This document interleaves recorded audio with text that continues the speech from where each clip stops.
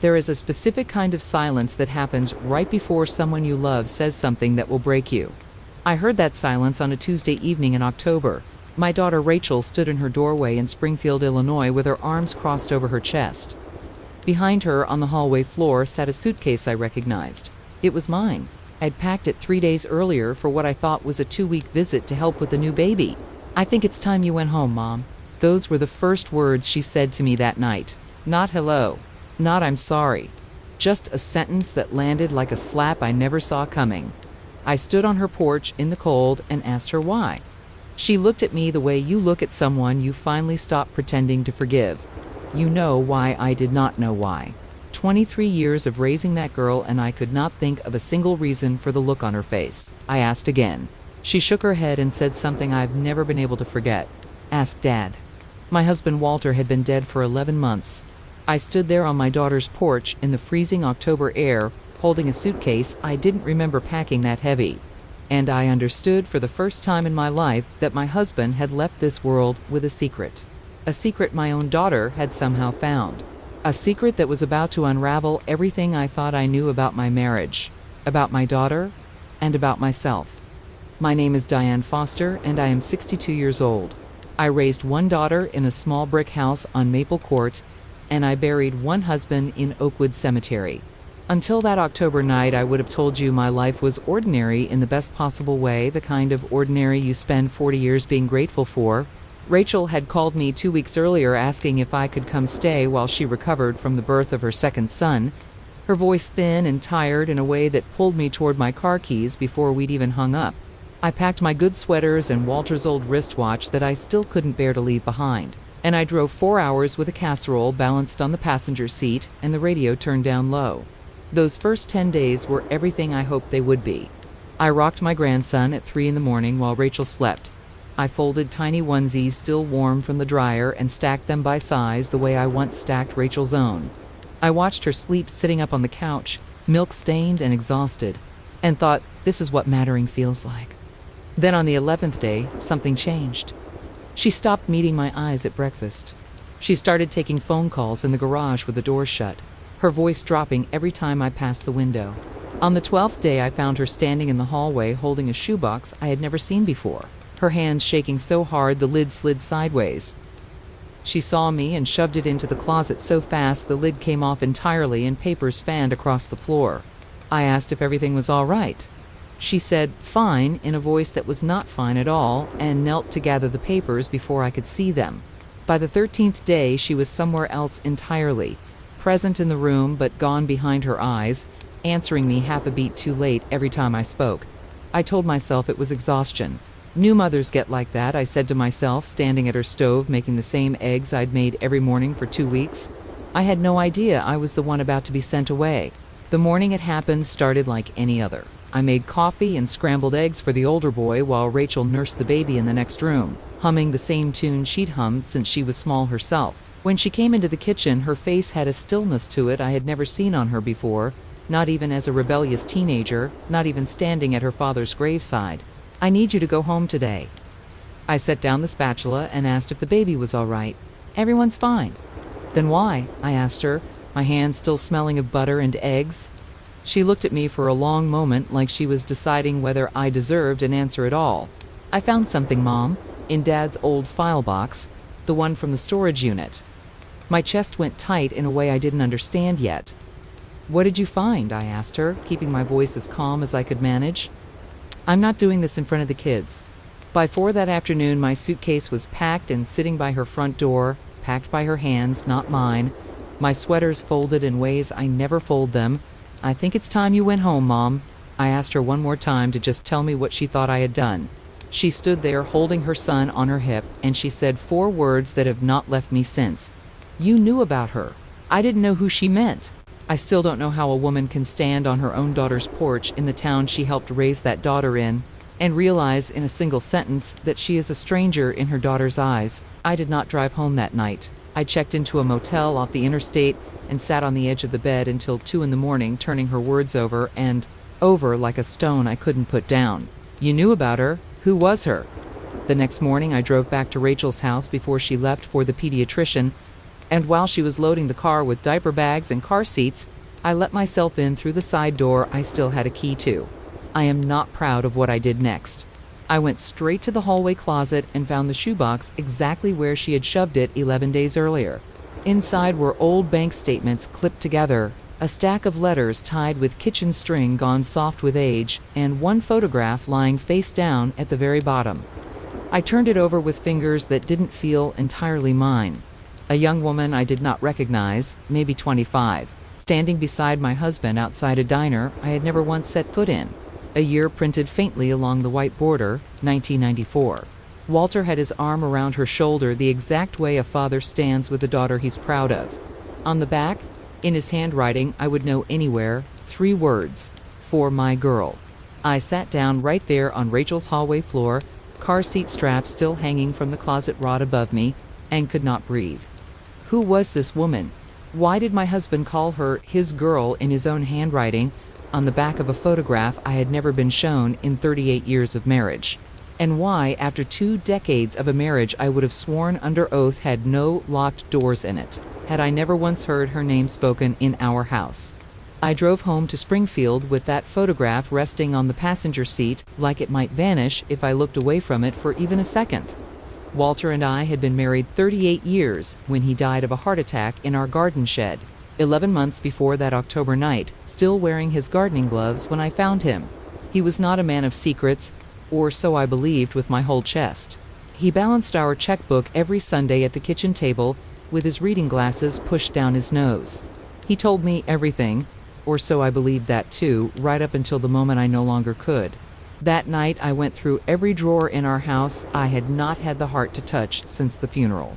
In the back of his desk, beneath old warranty papers for a lawnmower we no longer owned, I found a separate bank account statement I had never seen in my life, with monthly withdrawals stretching back almost 30 years. $200 a month sent without fail to the same name every single time. Emily R. Whitcomb. Not our name, not anyone I had ever been introduced to at a holiday table or a backyard barbecue in 38 years. 30 years of quiet, careful payments to a woman my husband called his girl, hidden from the wife who genuinely believed she knew every inch of him, every worry, every joy. I sat on the floor of his office that night with 3 decades of evidence spread across my lap, and I asked the empty house the only question that mattered. Walter, who was she to you? The house, of course, said nothing back. But somewhere across town in Springfield, my daughter already had an answer of her own, and it was tearing her apart from the inside out. It was Walter's sister Carol who told me, 3 days later, exactly where to look. He left something for you, she said on the phone, her voice tight in a way I couldn't quite place at the time, in case Rachel ever found that account and asked questions. Inside our safety deposit box, tucked behind the deed to the house, was a sealed envelope with my name written across the front in Walter's careful hand. I sat alone in the bank's small private room and opened it with fingers that would not stop shaking. Diane, if you're reading this, someone found the account before I ever had the chance to explain it to you myself. Emily is Daniel's daughter. Daniel Whitcomb, my brother in the war, the one who never came home to us. Emily was barely 2 years old when he died, too young to ever remember her father's face. He asked me at 19 years old, dying in a field I still see every single time I close my eyes, to watch over any child he left behind in this world. I never told you because I made him that promise before I ever made you my wife, and some part of me was always afraid that if I told you the whole truth, I would have to explain why I kept it from you for so long. I am sorry for the silence, Diane. I was never unfaithful to you, not once, not with her, not with anyone in 38 years. I loved a friend enough to keep a dying man's word, even when it cost me your trust. I read it twice. Then a third time, my thumb pressed against his handwriting like I could somehow reach him through the paper. My husband had not betrayed me. He had kept a promise to a dead soldier for 30 faithful years, and let me believe, if I ever found out, that it would look exactly like betrayal instead of the quiet loyalty it actually was. But that still left one question the letter could not answer. If Walter had trusted Carol enough to leave that letter behind for me, why had my own daughter never heard a single word of the truth from anyone, not even from her own father? I drove straight from the bank to Rachel's house and knocked for the first time in 23 years instead of using my key. She opened the door with the baby on her hip and didn't step aside to let me in. I held up the letter and asked her to just read it, right there on the porch, if that was as far as she'd let me come. She read it standing exactly where she had sent me away, and I watched her face change, slowly, line by line. "Where did you get this?" "From the safety deposit box," I told her. "Your father left it there in case anyone ever found that account before he had the chance to explain." She was quiet for a long time, the baby fussing softly against her shoulder. "Aunt Carol showed me this photograph 10 years ago when I was 13. 10 years. She said Emily was Dad's mistress. She said you knew and stayed for the money and the house, and because you didn't want to be alone at your age. She made me promise never to tell you that I knew." I asked her why she never came to me directly, why she carried that alone for 10 years and only sent me away now, so suddenly without warning. "Because 2 weeks ago I found the account statements myself in the storage unit, going through Dad's old things for the baby's room, and it all came rushing back. And I couldn't sit across the breakfast table from you anymore without asking myself if my whole childhood had been built on a lie." She started crying then, the baby still on her hip, and for the first time in 11 days she looked directly at me instead of somewhere just past my shoulder. "I'm sorry, Mom, I should have asked you first that day 10 years ago. I just believed her because she's family too, and because she sounded so sure of herself." I asked the only question that was left. "Rachel, why would your aunt tell you a lie that cruel?" The answer came from Carol herself 2 days later, when I drove to her house and did not knock, just walked in the way sisters-in-law do after 40 years of holidays and hospital waiting rooms. She was sitting at her kitchen table like she had been waiting for me all morning. "You found the letter," she said. It wasn't a question. I asked her why she had done it. She was quiet so long I thought she wouldn't answer me at all. "Because Daniel was mine before he was Walter's best friend. We were engaged before he shipped out. Walter knew. Everyone in this family knew. When Daniel died, his family left behind a small inheritance, money that could have helped Carol open the little bookstore she had spent her whole 20s dreaming about. But Walter used part of it to keep his promise to Daniel and support Emily instead. I told myself for 30 years that Walter chose loyalty to a dead man over his own sister's future. And when I finally learned you didn't even know where all that money had gone, some ugly part of me decided you shouldn't get to be innocent in this either, not when I'd been carrying it alone for so long. So when Rachel came to her, 13 years old and wounded from some small forgettable argument with me, Carol saw her chance and showed her the photograph, already telling it as an affair instead of a promise. 10 years later, when Rachel found those same account statements again in the storage unit, Carol's old version of the story was still sitting there waiting, already planted, already believed. I am not proud of it, Diane. I have not been proud of it for 3 long years, not one single day of them. I sat across from the woman who had quietly built a wall between me and my daughter out of 30 years of grief dressed up as anger. And for once in my life, I honestly didn't know whether to scream at her or simply feel sorry for her. I drove back to Rachel's house that same evening with the truth finally whole in my hands, no more pieces missing. She opened the door before I even knocked, the way she used to when she was small and waiting up for me to come home from a late shift at the hospital. "Aunt Carol called me," she said quietly. "She told me everything." We stood there for a moment on that same porch, neither of us reaching for the other one just yet. I could have walked through that door and let the last 2 weeks quietly disappear the way families sometimes let painful things disappear without ever naming them. Instead, I told her the truth plainly, the way her father should have told both of us decades earlier, around some ordinary kitchen table, long before any of this had the chance to fester. "Your father kept a promise to a friend who died far too young, and he should have trusted us both enough to say so out loud while he still had the chance.